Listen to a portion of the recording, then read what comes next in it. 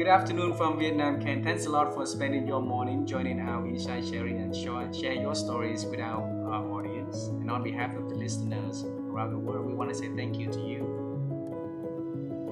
My pleasure to be here. Thank you for asking me. And Ken, you had a chance to be in my country before, and you have numerous chance to have business, doing with companies in my country, even though it's yet, create anything concrete. But I'm sure that there will be something in the future for that's gonna happen. So in our culture, that it's gonna be very honored for our audience if we can have you to do a little introduction about who you are and the works that you do. Can you please do that for us? With pleasure. Let me first say that I'm sitting in Helsinki, Finland, which is my main home. But I grew up in the United States. I grew up in the suburbs of New York City. I went to Yale University and graduated with a degree in engineering and applied science, but I never actually practiced as an engineer. After graduating, I had the chance to study in Paris for a year, and that opened my eyes to a wider world. I had never been in Europe up until that point. But when the funds ran out, I needed to go back to the US and get a job. So I ended up doing a very systematic search of what am I good at, what do I enjoy doing, what do I need to be happy. And I found through various contacts that there was an opening in corporate banking, which would allow me to use my mathematical skills, my analytical skills, and also my desire to work with people and travel. And I applied to several banks, and I was very fortunate that Citibank hired me into the executive development program. And I ended up staying with Citibank for 18 years. The first 6 in New York, I was a corporate banker, lending and money and working with companies that were in the fast food industry, the supermarket business, the discount store chains, the department store chains. I was on a steep learning curve, and it was great fun. But every year at my annual review, I would ask for a chance to go abroad. And finally, after 6 years, they sent me to London, where I worked in Citibank's European Training Center, where I taught other bankers risk management, negotiating skills, selling skills. And I learned that I love to teach, which was perhaps not so crazy because both my father and my sister were teachers, which I had never really thought about as a profession for me. But after 2 years of doing that, I was asked if I wanted to go to a new frontier. And I said, Citibank's already in 100 different countries. But the new frontier was Finland, where Citibank was given the first license to open up a foreign bank. So I moved to Finland and was head of the corporate bank. And turned out that Finns were very sophisticated in the financial world. And for 4 years, I did some really great banking activities, project management, and several other things happened, including meeting my wife, who's a Finn, a Swedish-speaking Finn, which started my ties to the country. After 4 years, Citibank sent me to Istanbul, where I was lent to the central bank of Turkey.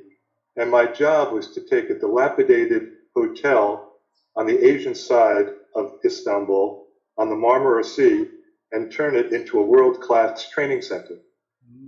I had about $1 million from the World Bank and other funds to do it.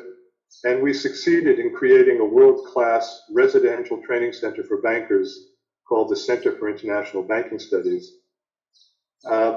That got me known in the world of the World Bank and the IMF. So I did it for about 2.5 years, but when I went for my next assignment, I ended up joining a group in Citibank that was doing consulting for other banks.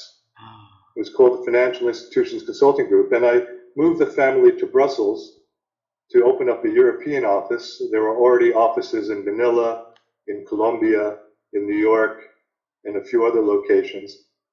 And a couple of things happened. First was that I was asked by the UN Development Program to assist the People's Bank of China in establishing their first training center for bankers. So in 1988, I found myself in Beijing advising the People's Bank of China. And then I was hired by the National Bank in Hungary, and I had a huge project in Hungary. And this is even before the Berlin Wall came down. And I was in Hungary the day the wall fell. And I was doing other consulting assignments in Turkey and Greece and Portugal. And I did that for several years, traveling a lot, which the family felt was a bit burdensome. So after 3 years, I took another assignment in a place called Jersey in the Channel Islands, which is just off France, which generally was a place where corporates were very active using its tax advantageous regime. But I wasn't there for more than a year because I was then headhunted by the European Bank for Reconstruction and Development. Now, that bank was started in 1991, created by governments from around the world to assist the countries of former Soviet Union in Central Europe moving from communist countries to market economies. And I headed up a group that was building banking schools. We built some business schools in Russia, Uzbekistan, Poland, Albania, all over. And we did some training as well. Did that for about 4 years until the new president of the bank decided he wanted to change the bank's strategy. And it was suggested to me that my department, which was basically run by funding from other countries, I was going out and begging for money. So I outsourced the team. Oh. And that got me into the consulting business. And with that, my wife and I decided to move back to Finland from London, where that bank was located. And I've been in Helsinki ever since. And in the last 25 years or more, I've been doing consulting assignments of all kinds and shapes. I've been doing training and development, leadership development, using all types of methodologies from computer-based simulations to action learning. I work with large companies like Ford Motor Company for 3 years doing action learning, and small companies as well.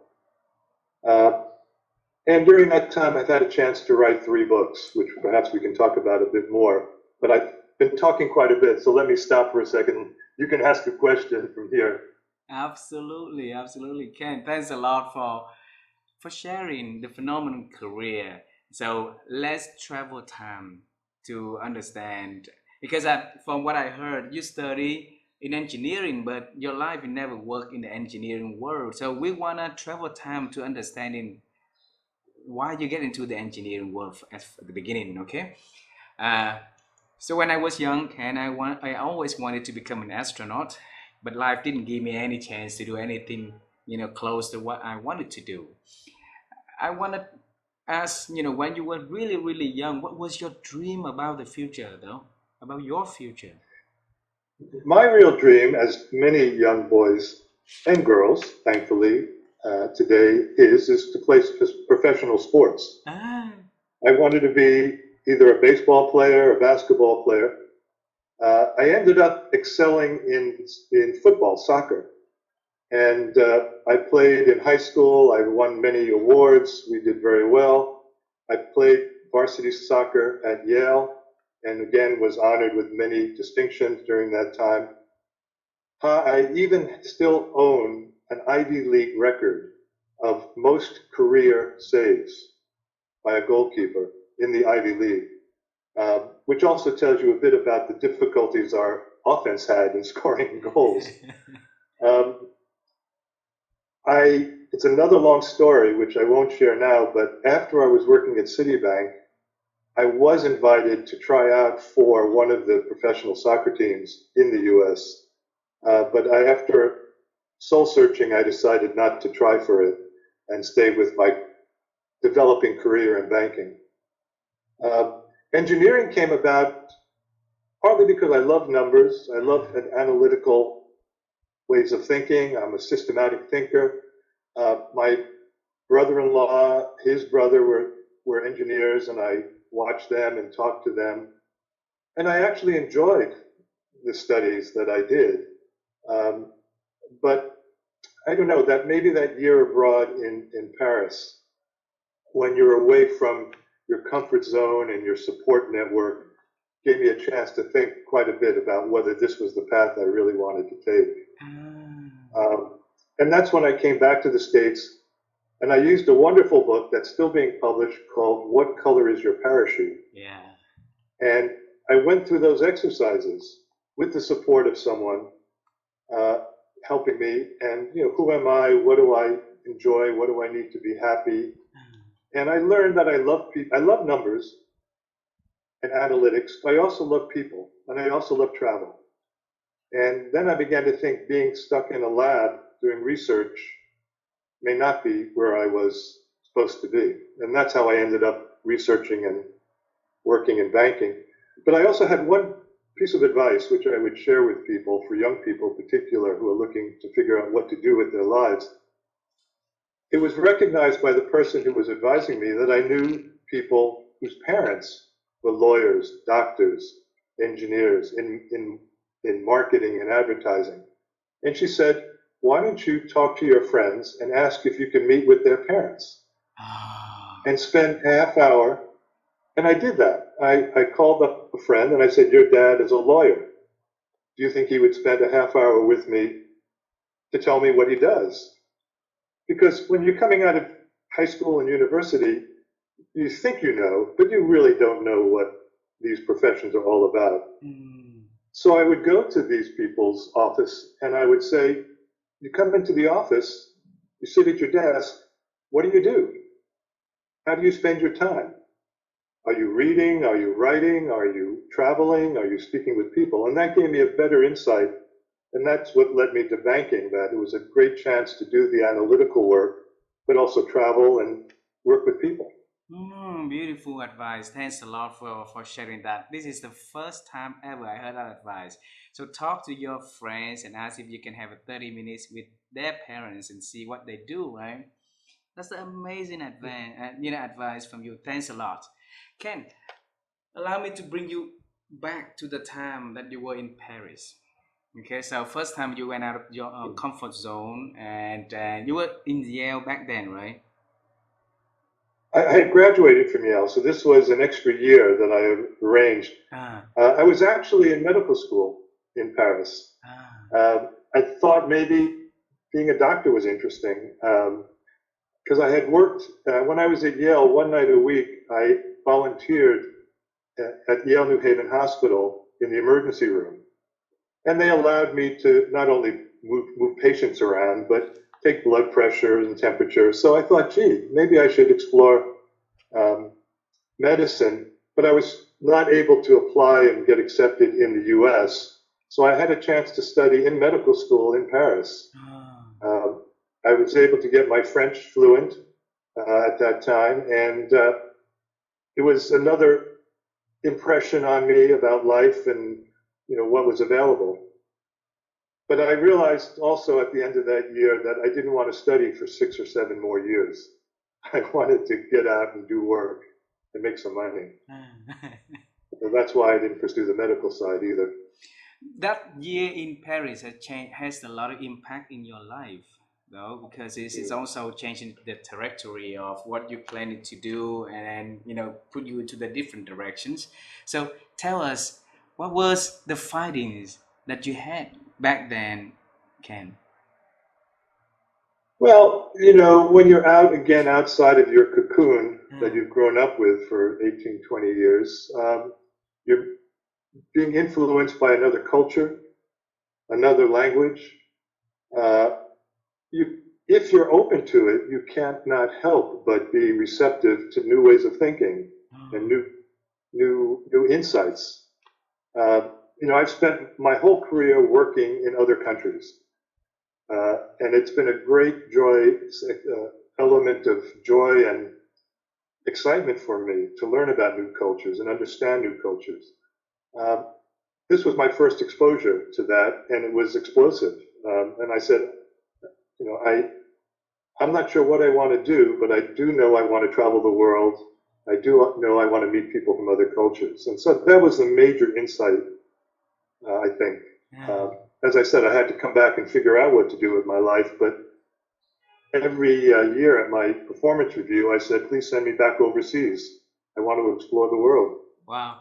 Was there anyone in your family or in your network when you were young that had that influence inside of you? So one day you wanted to travel the world like that? Interestingly, no. Oh. Um, uh, I knew very few foreigners, as an American typically doesn't. We had some exchange students in high school, and in fact, I was asked to apply for exchange one year in high school, and I was offered to move to spend a year in Greece or in Germany, but I didn't go because, quite frankly, my career as a soccer player was advancing and school was working well, so I didn't want to spend an extra year out away and then come back and start that again. So maybe there was that seed in me about the chance to go overseas, but I cannot think of at the time anyone in my family who lived abroad, moved abroad, traveled even much abroad at that time. So, at that time, you had a chance to travel to a different state or a different city, right? But you decided to go to a different continent and go to Paris. It's a whole different, the cultures, people, the language, and everything different. What made you to decide, and why Paris, though? The Paris was just something that fell into my lap with my parents. Someone was arranging this kind of study opportunity. So that was just chance and walking through an open door. Ah. But, and I already had studied French, and I just needed to bring it up to a level where I could speak it and understand it fluently. So that was perhaps another initiative. I didn't have to learn a new language like going to Germany or somewhere else. But I can't explain it. It was presented and I grabbed it and it changed my life. See, sometimes there's a destiny. In our Eastern culture, we call it destiny, right? Something is meant for you, is meant for you. So, you've been very successful in the banking career, and then you move into a consulting business, right? And then eventually, you said that you are the author of three books. So tell us, since when inside of you have the urge of writing and starting to write your first book, though? You know, in high school, I enjoyed writing and I wasn't very good. And my English teacher, who was also my advisor, if you will, worked with me after school to help hone my writing skills. And I needed that, of course, in university as well, because wonderful thing about U.S. universities is a liberal education. So even though I was taking courses to lead to the engineering degree, physics and all these types of maths and such, I was also taking other courses in English, in art history, in theater, and for those you had to write. So I knew I enjoyed writing, and I wrote pretty well, although it wasn't something I did full time. When I got into banking, I learned it was important to write well as well. As you're trying to write a proposal to lend money to a company, you needed to write succinctly, clearly, communicate very carefully the pros and cons. So writing became, and still is, an important element of most businesses where you're trying to have decisions made about the pros and cons of a concept, an idea, a proposal. When I got into the consulting business, one of the things that I felt I needed was some credentials apart from my experience. And there's a program which I'm not sure you're aware of. It's called Life Orientation, so LIFO. It's a methodology to help people understand themselves and to work out strategies to improve their communication and make successful relationships with other people. I had been introduced to it because Citibank had introduced us to it. And I met one of the two founders, and I realized that there was only one book on the subject, and he had written by his partner. So he and I developed the idea to write a book. The whole concept of LIFO is built around your strengths. strength orientations, and working with understanding how these orientations, how you behave, evolve, and how you change your behaviors under stress, and how you need to understand what they are. That's number one. Number two, it's about reading other people. You know, the conventional golden rule, do unto others the way you want them to do unto you. In LIFO, we turned it around to do unto others the way they need and want to be done unto. Meaning, read other people, understand their orientations, and change and develop your approach to them based on how they need to be communicated to. So we wrote the book, Managing Your Strengths. It got one translation into Portuguese in Brazil. It was mainly a trade book for people who work with this LIFO method. And, you know, it was a very great experience. So for me, it was the first chance to collaborate and write a book. And that said, I'd like to do more of this one day. And that happened later on. After I did 3 years working with Ford, someone called me and asked me, since I know something about the motor industry, do I want to help build a course around Formula One racing for a large international law firm based in London. And to make the story short, I and two other gentlemen, a former commercial director for two of the Formula One teams and a professor of strategy at one of the business schools in the UK, and I devised a 2-day course where I role-played that I was the vice president of strategy for Volkswagen, and we wanted to enter Formula One under the Audi brand. And then we would have these lawyers come in and say, you're not lawyers any longer, you're now consultants, and you have to advise me, do I buy a team, do I start a team, do I do an engine supply? And we ran that course over 3 years 50 times. Wow. For thousands of their lawyers who flew in from all over the world to do it. And at the end, the two other colleagues of mine decided that we'd write this book. We were very excited that Cambridge University Press wanted to publish it. So we published the book in 2005, Performance at the Limit, Business Lessons from Formula One Racing. 2007, we made an 8-part, or we helped make an 8-part series with the BBC about the ideas in the book called Formula for Success. And then the second edition we wrote 2009, and the third edition we wrote 2016. And it's out now in Mandarin Chinese, in Turkish, and in Japanese. And I do quite a bit of work doing speaking engagements, doing workshops with organizations, using the concepts from the book to talk about leadership, teamwork, innovation and change, transformation, and those kinds of topics, all relevant to how a Formula One team works. Wow. And then we want that book to be translated and published in Vietnamese also, Ken, so that it can be accessible to many Vietnamese in this country also. So let's work on that one together, all right? Well, that's wonderful. Let's work on that. And the third book I published on my own was about 1.5 years ago. And it came about because I'm very fortunate to be part of something called Marshall Goldsmith 100 Coaches. I was really pleased when Marshall included me in this group 4 years ago. And just before COVID, a group of us in the European part of the group had met in London, and we decided to support each other by posting on LinkedIn stories, articles, ideas, concepts, promotion. And we would support each other by all posting at the same time within 1 hour on one day. Now, you might cynically say we were trying to game the algorithm to get more views, but in reality that worked. But I came home and wasn't sure what to write about, and it was my daughter who said, you know, Dad, you're always telling stories, you've had so many experiences, why don't you write these stories? So I started to write them, and of course at that time LinkedIn had a character limit of 1,300 characters.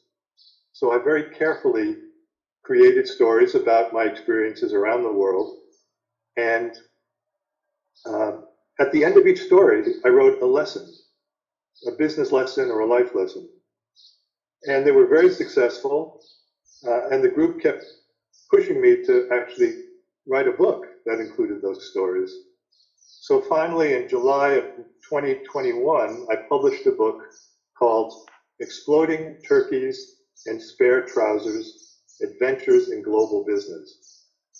And there are 53 stories, all one page only, and at the end of each page is a lesson about life or about business that someone can take away.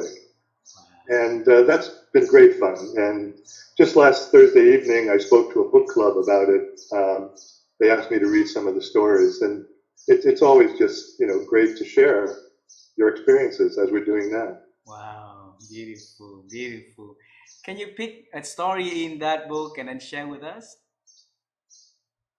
I could read it if you give me a chance, or Please. I could let me get the book.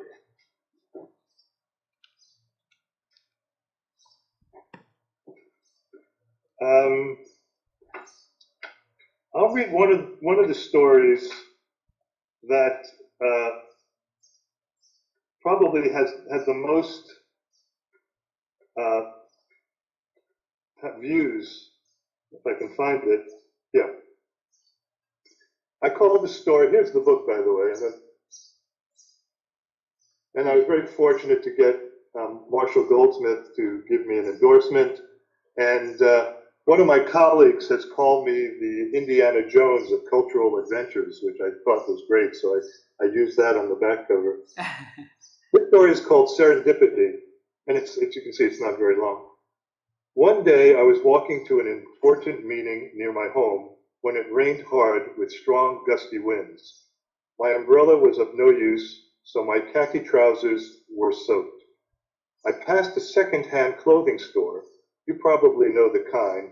They have receptacles placed around the city for clothing donations. These items are sorted at a central facility and then distributed, in this case to one of their 12 stores around Helsinki. I entered the store and on a small rack found a pair of khaki trousers. The label indicated a waist size and length that I knew would fit. What luck! Without trying them on, I paid and ran to the meeting venue where, in the men's room, I put on the new trousers, and it was a good meeting. The rain had stopped when I walked home. Entering our home, my wife said, "I thought you'd be more wet than this." So I proudly shared my good fortune at the clothing store. She asked how much I paid. I told her. She looked at me and burst out laughing. "Do you realize that you just paid 13 euros for the trousers that you donated a month ago?" I could not believe it. I slipped them off right there in our hallway for a closer inspection. Sure enough, it was true. And the lesson you make.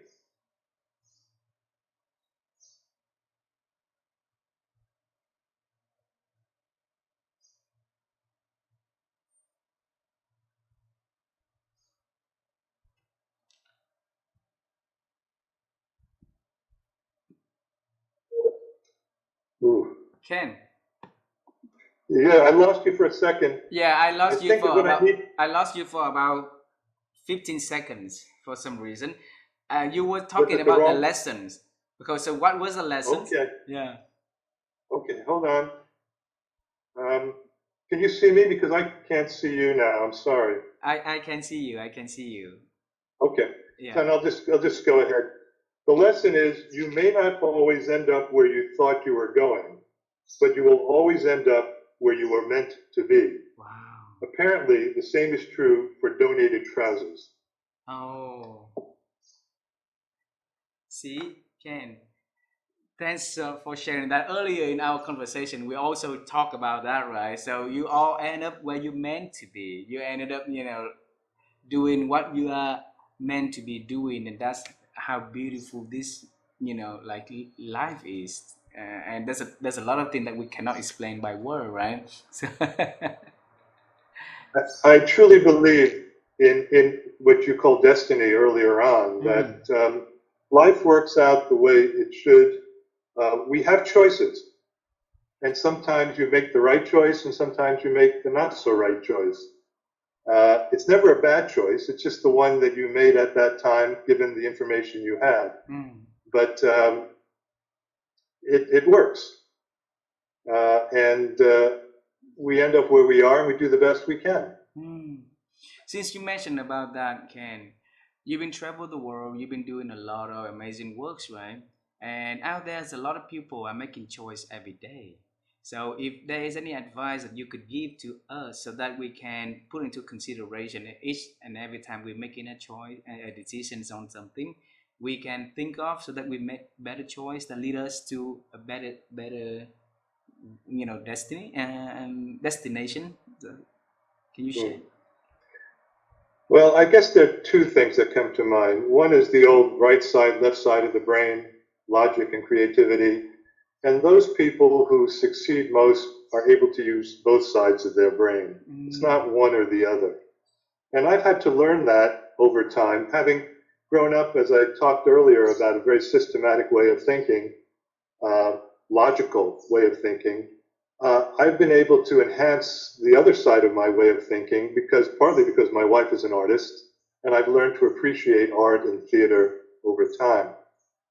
The other thing I would say is the importance of paying attention to your gut feeling. And of course, this partly comes from life experience. And while it's important to make decisions based on data, based on analytics, it's also important to listen to what your gut, your heart is saying. In the book, I talk about one story when my wife and I were going to India.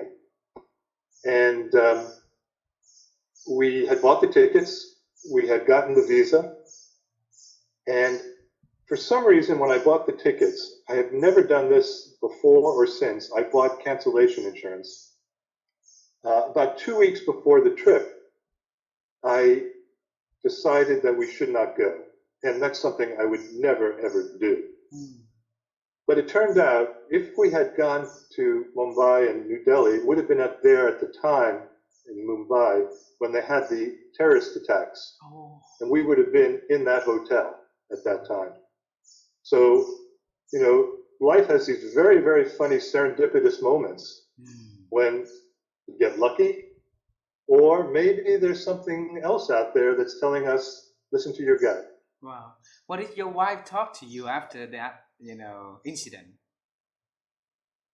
Well, we both believe in life will turn out the way it's supposed to turn out. But interesting, what I wrote in the book, Exploding Turkeys, is my son was a fellow at Oxford University for a period of time, and we went to visit him, and he introduced us to a person in his program, and he was a former CIA agent, and for some reason, we got onto this story, and he told me, and he referred me to a book, the name I can't remember right now, that yes, in life, we often have these moments where mysteriously something tells us to do something or not do something. And that's real. And it's very strange, but my point clearly is don't discard these thoughts, listen to them. Don't always follow them if you don't want to, but do listen to your gut. Thanks a lot for sharing that. I think that a lot of us, working on one part of the brain, and we always use numbers and data to make a decisions, and we listen to the facts and figures. But sometimes, our guts telling us things that beyond numbers, right, and beyond the figures, and for some reason, and if we know how to leverage the voice from that, the inner call, then it might lead us to something that we never know. Just like you listen to your inner feeling, and you went to Paris, right? And then the whole world changed ever since. Exactly. They're taking the job in Istanbul. I actually flew to Istanbul from Helsinki and turned down the job for various reasons. And then the senior people in New York called me and said, please take another look, take your wife down. We visited the location where the school would take place, in this dilapidated hotel, and there were sheep grazing in the lobby of the hotel. And I looked at my wife and I said, this is not going to be easy. And she said, you have one chance to make a real impact and do something terribly significant to help people, to educate people. Let's do it. So you make choices. One other thought comes to mind with this banking crisis that has hit the US and Switzerland recently. It's very easy to look at all the data, the liquidity of a bank, the capital adequacy of the bank, and all of these things. It's much harder to assess the management. And at the end of the day, all of these problems with companies and banks are generated from how the leaders performed or did not perform, how they dealt with adversity and problem solved when things got bad. It's easy to lead and manage when the going is good. So, it's nothing you can put through a computer or AI to determine how good a manager or leader someone is. It's very, very qualitative and subjective. And that's just something, again, you have to decide from yourself, not just your head, but your sense of that person. Ken, since you're an expert in performance, you wrote books about that, right? And yes. Creating a performing team or performing organization is hard already. And sustaining the performance over time is extremely, extremely hard. And it's rare that we have companies that can do it, So can you share some advices because a lot of my listeners are managers, are business leaders, and they want to, like your wife say, take the opportunity and make the best impact on back then, right? So they also holding a position that can make impact and creating, something good for people, right? So how can they create and sustain a performance over time, though? I think first thing, a leader has to be clear on the purpose and the vision of the business. They really have to have a vision that inspires and motivates people, and they have to communicate that extremely well. It has to mean something to the organization and everyone in it. The second thing, they have to create the culture, which is open, transparent, allow people to speak their mind and have views. We call it, of course, these days, psychological safety. But the importance of people having a chance to share what they're thinking, even if it's a negative or not so constructive thought, sometimes is useful, and senior leaders need to listen. And I guess the third thing is communication. You cannot take communication for granted, whether it's internally or externally. It's not something that just happens. I love this quote from this famous actor, Peter Ustinov. He said that communication is the art of being understood.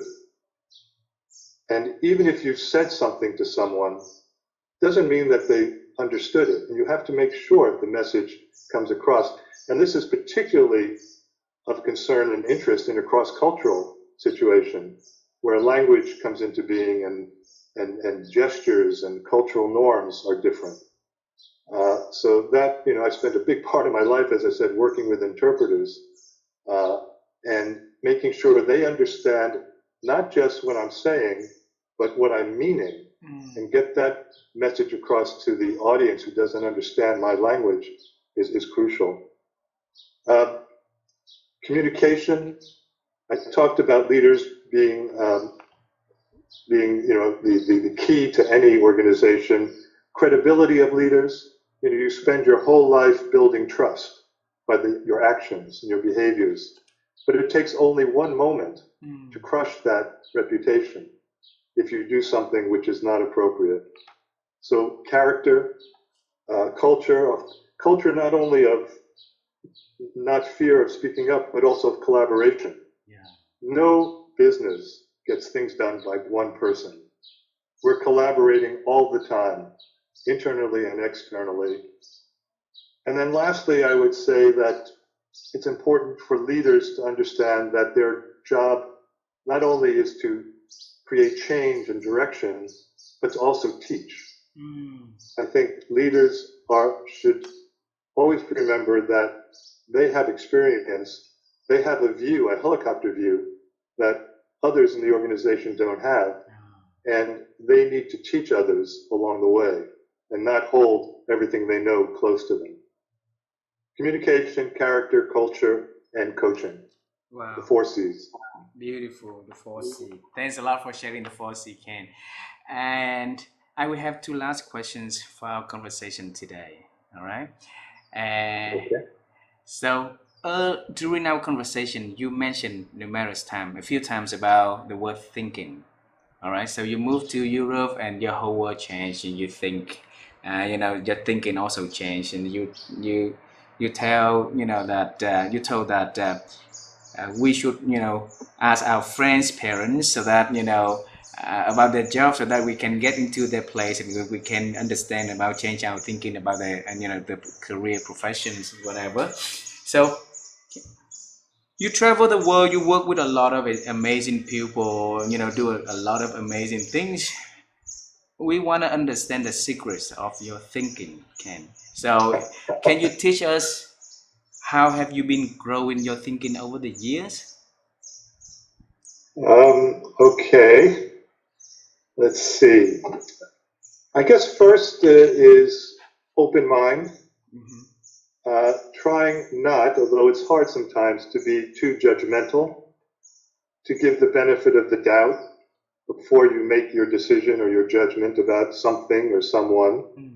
I don't think anyone who can travel the world and see other cultures can enjoy it unless you have an open mind and accept there are other ways of doing things, even other ways of thinking about time, for example, or about how you treat the elderly, or whatever the topic might be. So open mind and not too judgmental.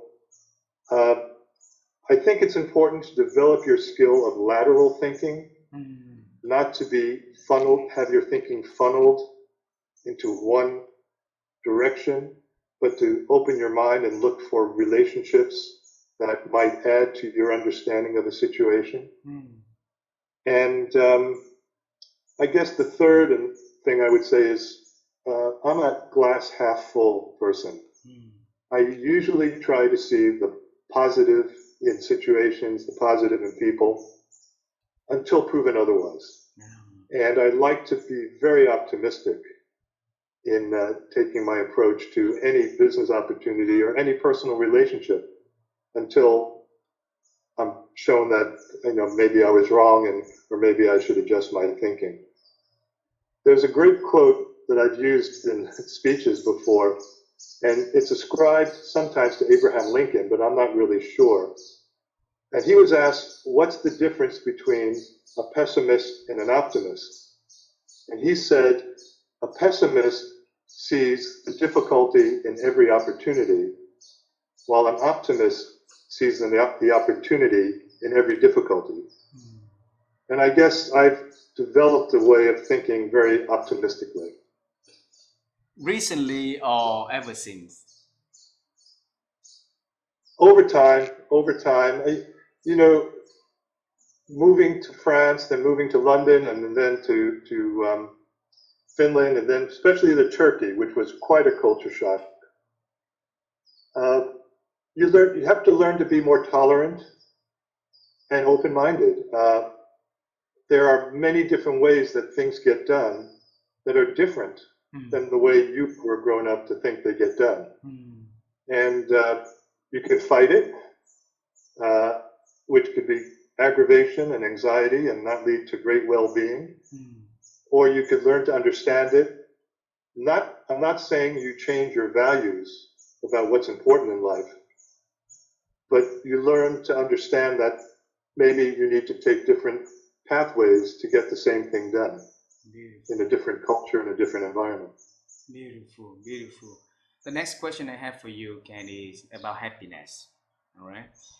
My wife and I, we on our second, initiative to find answers to help people to be happier in their life, because we saw a lot of people are not happy and what they do and how they live and stuff like that. And you you seems to me that you are really doing everything really beautifully, and you're really happy at what you do. So if you rewind your life, and then you can share with us a secret that contribute to your happiness, what would be those things, You're asking the right person because I'm sitting here in Helsinki, and Finland was, for the sixth year in a row, named as the happiest country in the world I know. uh, by the UN and the report that they write. And people and friends are laughing about this and saying, "You guys must be dancing in the streets," and it's really not that. Uh, Happiness for me, and maybe the reason why I feel such affinity to Finland, and these days I'm both a U.S. and a Finnish citizen, and I'm very pleased and proud about that. Um, it's about being content. Mm. It's about understanding that it's not easy to find harmony between work life, and personal life, but you can. I don't use the word balance because I'm not sure it's really a balance. It's a harmony that you need to find. And in Finland, we've learned here to work hard, to produce well in the organizations that we work in, but we've also learned the importance of free time, vacation time, time with family, and not compromising on that. Yeah. And so if you ask me my recipe, it's about making a choice to live a life that gives you that harmony between your family life, your friends' life, your life of hobbies, and the work life that you want to do. I've been fortunate to find a way to make that happen, and I don't suspect that it's easy for everyone. Again, depending on the culture that you're working and living in. But in Finland, we've been able to find that harmony between life and work. And that's why I can smile and be happy. So making a choice to create that harmonization, right? You can. I'm not suggesting that everyone in the world can find this harmony. Uh, And there are different stages in your life as well. I don't mean to think that you can do this all the time. There are stages when you're working nonstop, but the body won't allow you to do that. And we're putting a great deal of focus on well-being these days. COVID kind of brought that to the fore. That even though you might be able to work at home, there are other issues that arise because you're isolated, and you're not getting the support from your colleagues at the office. Burnout is a big issue these days. So it's not don't mean to make it a simple choice, and I know it's difficult, but it's a conscious decision that someone needs to make about how they work, how they sleep, how they eat, how they exercise. And that holistic approach is what makes someone happy. That if you can find that harmony among all of those elements, family and friends, then you're a lucky person. And that's what I think most people should strive for if they can do that. Beautiful, beautiful. I told you earlier that I have two questions to end this conversation, but I just come up with another last one. Is that okay if I ask? Sure. All right. So we travel time in the past already. We now understanding what you are doing. Can I want to travel to the future? Is there anything that you are working on that exciting you want to share with me and the audience so that we can celebrate with you in advance? Well, I made a conscious decision some years ago, and my wife gave me some great advice when we had our first grandchild. We have them between 7 and 12 years old. When the first one was born, she said, you travel a lot, you enjoy what you do, but until a certain age, maybe 10, 11, 12, you are Superman to your grandchildren. After that, they find their own lives, their friends, their hobbies, and their work and their school. So I adjusted my life to travel a little less. and to spend more time with my 4 grandchildren, which I truly love. It's great being a grandfather. Having said that, I don't think I can retire and do the lawn or whatever people do when they retire. So I am traveling. I'll give you a view of some of the assignments I've done recently in the last 9 months. I advised a bank in Slovenia, making a couple of trips to Ljubljana to assist the leadership team in understanding a change and transformation which was taking place. I've spoken to a large Swedish manufacturer of transportation equipment on their culture day to talk about organization culture. I advised the leadership team of a startup bank in Sudan, interestingly enough, although I didn't travel to Khartoum, I did that remotely. I gave a keynote speech in Salt Lake City, Utah, back about 4 or 5 weeks ago on business lessons from Formula One. And I'm looking to a few other assignments where I can travel, which as you can tell is what I enjoy doing, and using this body of work that I've developed, particularly with Formula One, but also in terms of leadership and culture, which I can share with organizations. So the future holds some work and a balance with my family time, which I can enjoy my grandchildren. Wow, and you will always be their superhero. So, so next time travel with them, right? And then bring, let them travel with their superheroes, and they will be so delightful for that. It's under discussion. I've always made a point with my 2 children to take them on trips with me to Dubai and Vienna and other things I was doing. So the grandchildren are lining up. And then bring them to Vietnam. It's gonna be another like Turkey years ago that you and your wife had that experience, right? So, but Vietnam now has changed a lot since the last time you came. So, please bring them here. Love to. Would love to. Ken, thanks a lot for this wonderful conversation. I really enjoyed the conversation, and thanks so much for sharing all the beautiful advices and all the sharings with our audience. We learned a lot from this conversation.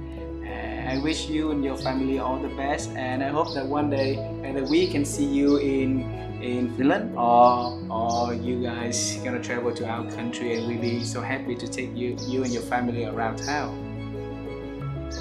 Thank you so much for your kind words and the invitation to do this. And yes, I look forward to seeing you and your wife here or in Finland, or perhaps in Vietnam. Thank you so much. Thank you very much. Thank you very much. Say hello to your family first, please. Will do. Thank you. Bye bye, Ken. Bye bye.